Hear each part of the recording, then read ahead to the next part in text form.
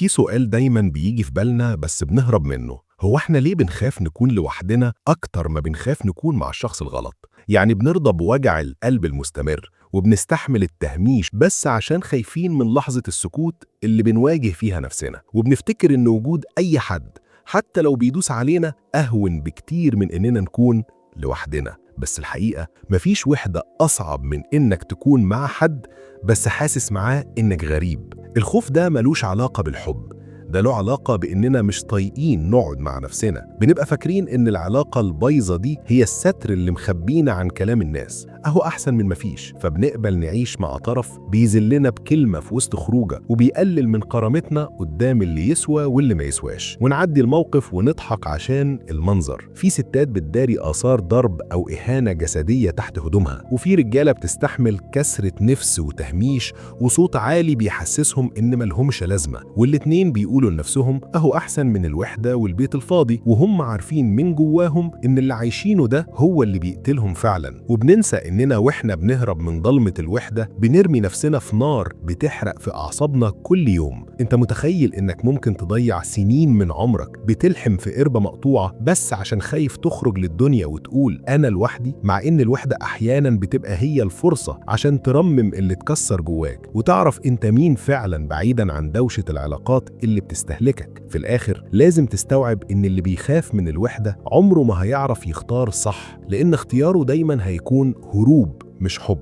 العلاقة الغلط بتموتك بالبطيء، بتخليك تنسى شكلك وصوتك وطموحك لحد ما تبقى مجرد خيال لشخص تاني. لكن الوحدة مهما كانت صعبة في الأول هي اللي بتبنيك من جديد، هي اللي بتخليك لما تختار حد بعد كده تختاره وانت كامل مش وانت محتاج. ما تخافش انك تكون لوحدك فترة، خاف انك تعيش عمرك كله مع حد بيحسسك انك لوحدك وانتوا في أوضة واحدة. في النهاية مش الوحدة هي اللي بتموتنا، اللي بيموتنا هو اننا نختار نعيشها مع حد واحنا عارفين اننا بنكذب على نفسنا. ولو محتاج مساعدة مني ممكن تبعتلي.